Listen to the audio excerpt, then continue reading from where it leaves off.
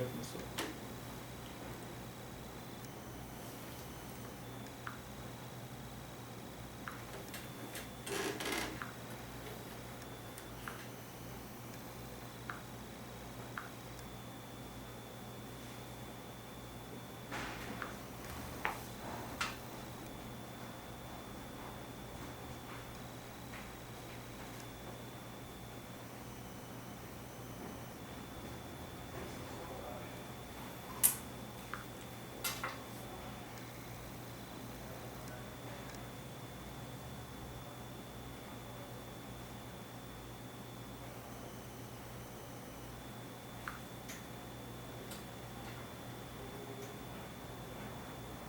Deixa eu ligar. Bom dia, amigos, mais uma vez. Doutor Allen, bom dia. Bom dia, amigo. Bom dia, colegas. Bom dia, meus amigos internautas. Nós estamos ao vivo agora na quinta edição do programa Uma Conversa. Em alto estilo? Uma Conversa em Alto Estilo. Facebook, Instagram, YouTube, né? Todos reunidos nesse momento. E a partir de agora vamos conversar com os internautas nesse nosso programa Uma Conversa em Alto Estilo. É isso, doutor Allen? Exato. No programa de hoje, vamos... É o quinto, né, que estamos apresentando. Vamos, nessa série Uma Conversa em Alto Estilo, nós vamos abordar com o doutor Allen o tema incapacidade temporária ou permanente para o trabalho. Né? E um outro tema, qual seria o outro tema, doutor Allen? Que nós... Pronto, na realidade nós englobaremos, nós faremos uma conjuntura ou uma compilação, uma junção, né? Uma correlação entre a auxílio-doença ou o atual benefício por incapacidade temporária, que é o auxílio-doença, e sua relação com a Covid-19, né? A possibilidade aí vem o questionamento principal nessa nossa reunião de hoje, no tocante a esse tema. Haveria possibilidade do sujeito acometido de Covid-19 na empresa ser esta doença considerada como acidente de trabalho? Não é? Então, esse é o grande questionamento e no desenrolar nós vamos definir e fazer certas conjecturas e estudar o que seria acidente de trabalho, o que seria uma incapacidade temporária, né? E alguns aspectos a nível tanto constitucional como na própria lei ordinária, a Lei 8.213, que trata da Lei de Benefício Previdenciário. Doutor Allen, agora parece-me que tem um segundo tema a ser tratado em nosso programa de hoje, né? Isso. Que seria a questão da licença-prêmio. Pronto, o tema licença-prêmio, ele vai ser magistralmente tratado por nosso colega, o doutor José Maria Alves. Esse tema licença-prêmio e a sua possibilidade de conversão em pecúnia ou em dinheiro, ele vai ser exposto, né, pelo nosso amigo José Maria. Vale ressaltar que o tema a que me foi posto é do Regime Geral de Previdência, INSS, e o tema da licença do RPPS, ou Regime Próprio de Previdência Social. Ok. Então vamos dar início ao nosso programa, oficialmente, doutor Allen. E já dizendo aos internautas, que parece-me que poderão enviar suas perguntas através do Instagram do colega, não é isso? Pronto, então parece que já tem alguma coisa chegando aí, né? Então, doutor Allen, vamos então o tema incapacidade temporária ou permanente para o trabalho.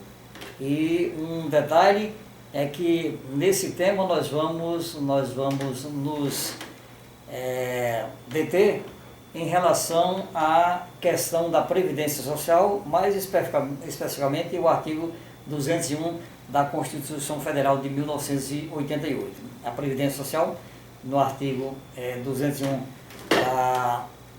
da Constituição Federal, registra e disciplina o risco de incapacidade temporária ou permanente para o trabalho.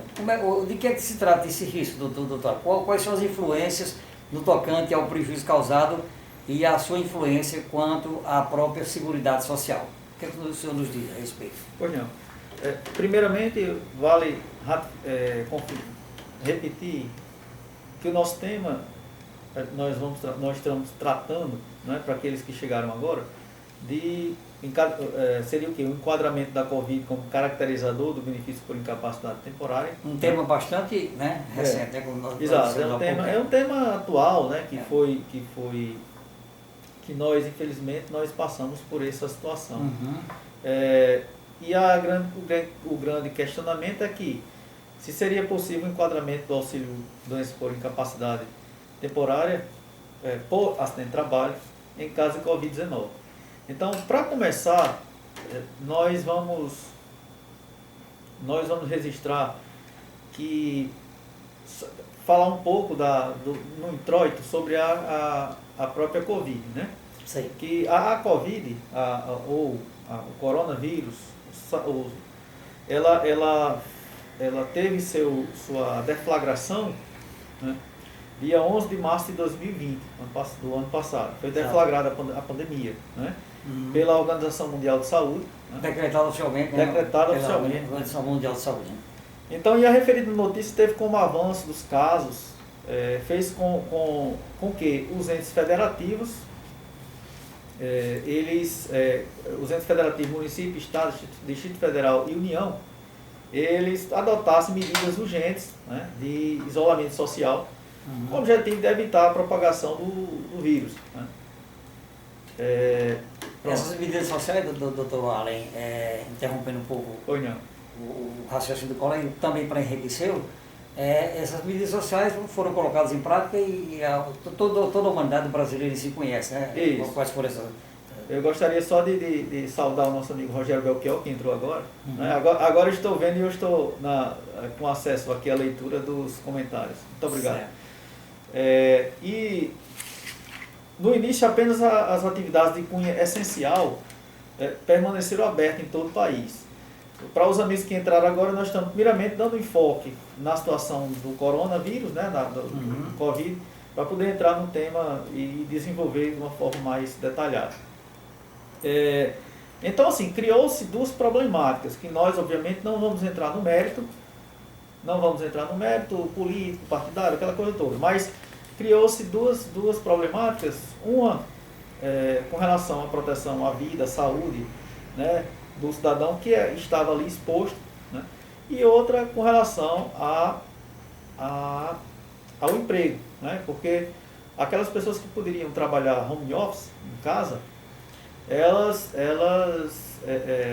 não teve, entre aspas, maiores problemas. No entanto, aquelas pessoas que faziam serviço que necessitavam da atividade presencial, aí sim, aí elas sofreram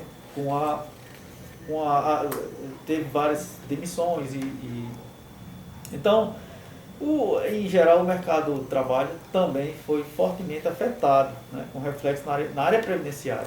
Sim. Cujo o liame nós veremos, o vínculo, que teremos que houve uma certa cobertura a nível de previdência social. Então, assim, no geral, a presente explanação, nós vamos apresentar um estudo de benefício, mais uma vez, por incapacidade, em específico, incapacidade temporária, né, o antigo auxílio-doença, e a possibilidade da incapacidade gerada pela Covid ser classificada como acidente de trabalho. Então, se no caso, essa segunda pergunta aqui, a Constituição Federal de 1988 reconhece como risco coberto pela Previdência Social a incapacidade para o trabalho. Isso. Falando da incapacidade para o trabalho, nós perguntamos qual seria a sua definição à luz da própria Previdência, doutor Allen? Certo. A definição de incapacidade para o trabalho. Antes de falarmos de incapacidade para o trabalho, vale ressaltar que o doutor comentou aí a respeito do risco, né? O risco, tem um doutrinador chamado Miguel Rovart Júnior. Ele define risco como que evento futuro incerto e involuntário, né, que produz um dano passível de ser avaliado economicamente, né? E a Constituição Federal, ela reconhece como risco coberto pela Previdência Social, inclusive, né, a incapacidade para o trabalho.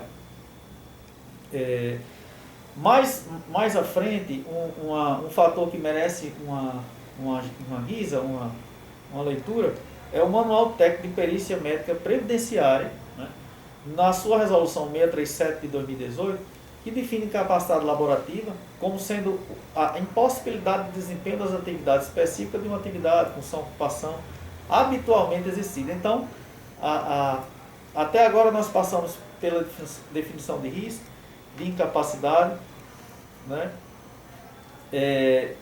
Uma questão interessante a nível de Covid, que a Covid ela se propaga no ser humano tanto de forma leve como de forma agravada. Né? Então, voltando para essa questão da Previdência Social, e aí já respondendo a segunda pergunta sobre a questão da incapacidade para o trabalho, mesmo algumas vezes, se a Covid, obviamente, se o sujeito tiver for afetado pelo coronavírus de forma leve, mas o que se leva em consideração aí, ele está incapaz porque, enquanto perdurar a transmissão, por quê? Por proteção da própria pessoa e com proteção do terceiro. Entendeu, doutor? Então, assim, a gente leva isso aí como uma certa incapacidade provisória, né? Provisória. Exatamente. Né? As caracterizariam, né? Isso que o colega disse, né? Exatamente. E aí, evitar transmitir, né? Exatamente. Então nós respondemos positivamente. Seria uma incapacidade, né? Seria uma incapacidade.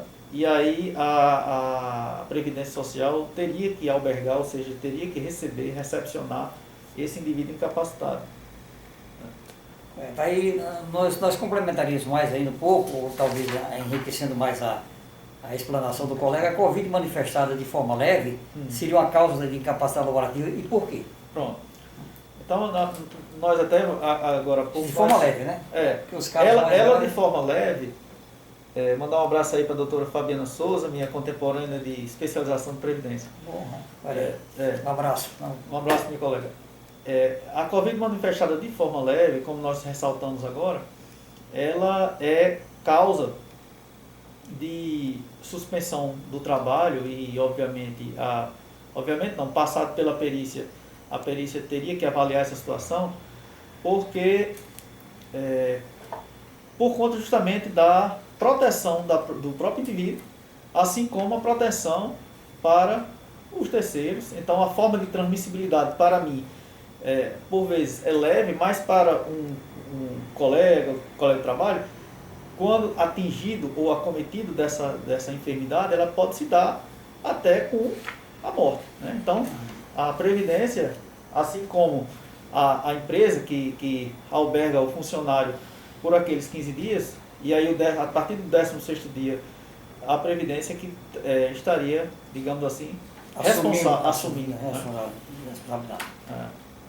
Doutor Allen, a grande questão que nós discutimos também, objeto de profundos estudos, inclusive do colega, né, é saber a correlação que existe ou se está tendo entre a doença que pode ser considerada como acidente de trabalho. Existe realmente essa correlação? O colega já esteve adiantando, mas mais profundamente, existe realmente essa correlação, se essa doença, o Covid-19, ela pode ser considerada como acidente de trabalho, e já existem decisões nesse sentido, talvez de alguns tribunais. Pronto.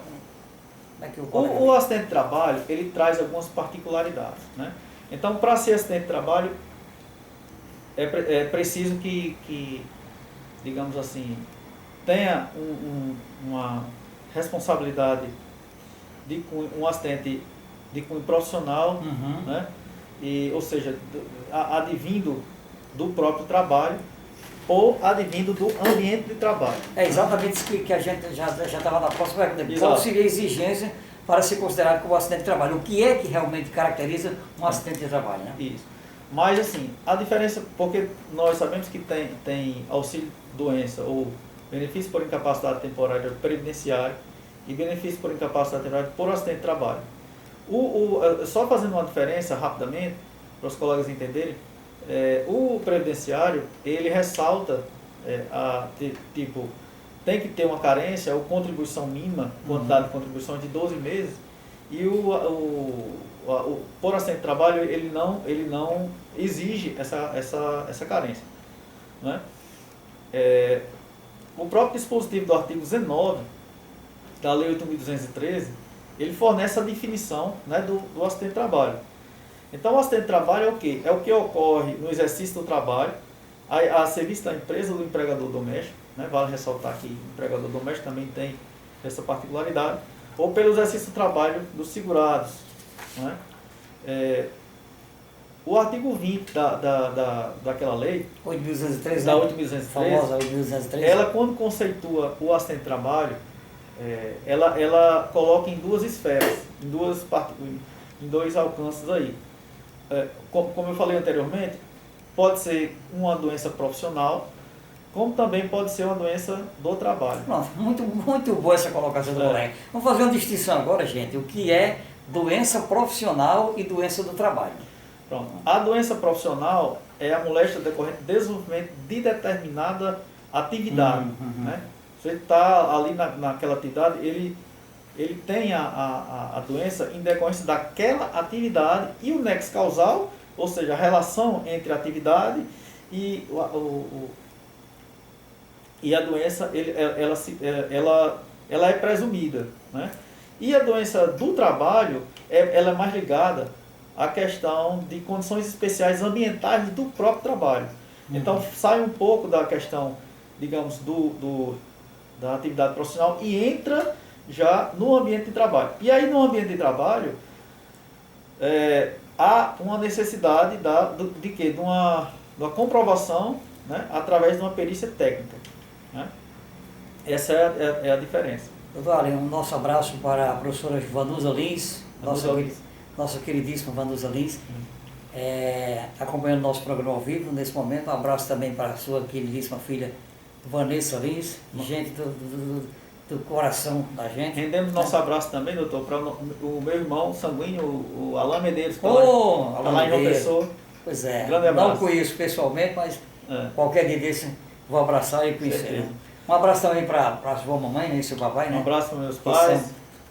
São assíduos. Um abraço também para minha esposa Marizé, que está lá no Dona Maria José. A nossa filha Alexandrina Mafisa lá em Fortaleza, meu genro Júnior Rocha e minha netinha, né?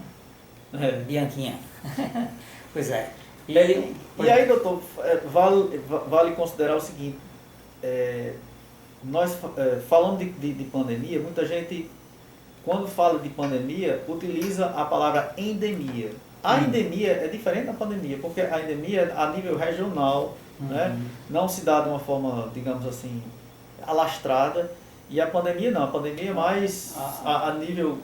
A endemia ela é localizada, né? Ela é regional, né? Enquanto que a pandemia ela é muito importante, isso aí, muito interessante essa observação.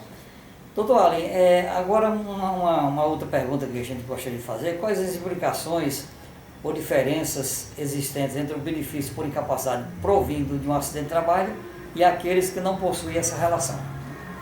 Acho que o colega já teve falando mais ou menos, mas seria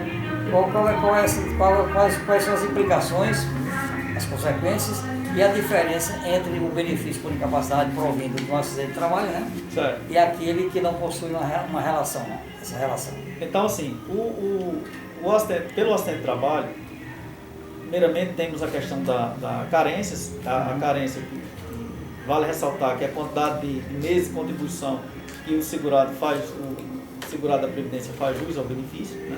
No acidente de trabalho não tem isso. Uma vez registrado em carteira, ele já tem direito a essa questão do benefício. A segunda diferença, competência para julgar e processar. No acidente de trabalho, a competência na Justiça Estadual, nos Tribunais de Justiça. Diga-se de passagem, quando na região não tem Justiça Federal, quando for um benefício por incapacidade temporária previdenciária, dá-se o quê? A competência delegada. Né? Vale só registrar esse aspecto aí. E como é essa competência delegada? Ela o Tribunal de Justiça, mesmo sendo auxílio-doença previdenciário, ele recepciona isso aí. E aí, pelo motivo de que numa distância de, salvo engano, 70 quilômetros, não teria essa vara da Justiça Federal. Outra diferença o empregador terá a obrigação de depositar o FGTS, a conta vinculada do trabalhador. Então, assim, são basicamente algumas três diferenças no caso: a não necessidade da carência, a questão da vinculação do FGTS, no tocante, estou falando do auxílio do assistente de trabalho, a competência para processar e julgar na Justiça Estadual. E uma quarta, segundo o artigo 118 da Lei 8.213, é que o trabalhador teria o quê? Uma estabilidade temporária. Né? Isso é importante. Tem estabilidade acidentária. Né? Muito importante isso aí. Doutor Alain, parece que estão chegando algumas outras mensagens aí para o colega, né? Mandar um abraço aí para nossa prima Laís, né? Vassimon, nosso irmão maçom, e a estagiária Yasmin. Grande abraço. Ô Yasmin, a nossa querida estagiária aqui do escritório do Dr. Alain. Um abraço, Yasmin, para você. Um abraço para minha cunhada Aparecida Medeiros, seu esposo Dinarco Medeiros. Grande abraço. O doutor Davin Barcelar, meu queridíssimo amigo, cunhado da nossa filha Alexandrina Mafisa, lá na capital licarina. E as nossas permanentes amigas, né? Como é que é? Lá do Banco do Brasil. Um grande abraço. Pois sempre acompanhando. Né? E tem Marlúcio Fernandes, tem uma gama de pessoas. É pena que eu não, aqui na minha tela aqui do celular eu não estou conseguindo visualizar as participações, né? Mas apenas agora, há pouco tempo, Vanduza Liz está assistindo. Né? O colega parece que tem uma em termos de informática, o colega parece que manuseia melhor do que nós. Sou aprendiz aí. Doutor Alain, e aí? Pronto, aí vale ressaltar, doutor José Maria, algumas reflexões sobre o benefício por incapacidade para os trabalhadores que retomaram a atividade laboral presencial no cenário da pandemia. É que é o seguinte, a CLT, a consolidação da lei trabalhista, né, o Código Trabalhista, no caso, ela não está prevista a recusa de atividade em caso de pandemia, doutor. Inclusive isso aí está sendo bastante discutido a nível do STF. Né? Recusa ou não, dispensa sem ou com justa causa. A questão da vacina, né? Se deve ou não tomar vacina, se o empregador... Só pode voltar ao trabalho se tiver tomado a vacina. Então existem várias particularidades e questões polêmicas nesse aspecto. O trabalhador, no caso, que exerce atividade essencial e aquele que gradativamente é convocado a retornar ao seu posto presencial tem o dever de continuar a trabalhar. Isso aí, segundo alguma norma doutrinária. Aí ele fala o seguinte: salvo em casos excepcionais, pode exercer o seu direito de recusa. Quais situações ele deve exercer? Em situações falta de amparo legal para a abertura da empresa, ou seja, a empresa, apesar de estar aberta, ela não teve digamos assim, uma lei que subestabelecesse, né, que amparasse nesse sentido, ou que é o mais grave, é a questão da falta de salubridade ou higiene da própria empresa. A empresa abre, mas aí está num ambiente de trabalho insalubre ou popularmente conhecido como sujo, né, doutor? Sujo, exatamente. Doutor Alain, a gente está querendo também mandar um abraço para os nossos amigos que nos acompanham em qualquer parte do Brasil, não?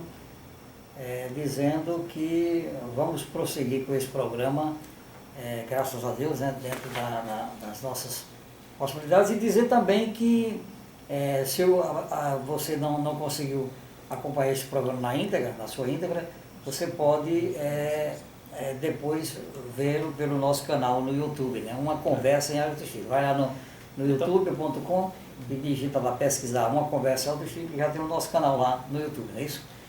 Então, assim, a grande questão do início da nossa fala e do objeto desse estudo com relação ao auxílio por incapacidade ligado a acidente de trabalho com reflexo sobre a Covid é que se a empresa tiver um ambiente de trabalho insalubre, e aí por conta dessa insalubridade o trabalhador ele for contaminado, e aí puder comprovar essa situação, a COVID seria causa de auxílio doença por acidente de trabalho. Certo? Isso aí, assim, nós estamos falando de uma decisão da Lavra do Tribunal Regional Federal da 2ª Região e assim, da maioria das decisões dos tribunais. Vamos fazer um rápido intervalo aqui, para nós fazermos uns ajustes aqui em nossos equipamentos e voltaremos em seguida no programa Uma Conversa em Alto Estilo. Não saiam dos nossos canais. Dr. Allen no Instagram, Zé Marials no Facebook e também no canal do YouTube. Okay? Doutor, deixa eu só fazer um adendo aqui, desculpa. O empregador só é livrado da responsabilidade dessa questão por acidente de trabalho e também a Previdência Social, se ficar comprovado que a empresa tomou todas as precauções no tocante à própria condição do acidente de trabalho. Então, nesse aspecto, se ficar através de perícia técnica comprovado que a empresa tomou todas as precauções, tudo, e que conseguir comprovar também a desvinculação ou a ausência do nexo causal, né, da relação da doença com o ambiente de trabalho, aí a empresa, digamos assim, não poderia ser responsabilizada. Só para dar um fechamento aí. Ok, então vamos um intervalo e voltaremos em seguida. Agora aqui eu não sei como é. Publica o seu. Isso aí, o seu e... Publica. Agora. Está dizendo aqui que o áudio está baixo. Peraí, eu vou ver aqui. Calma. YouTube. Melhorou o áudio?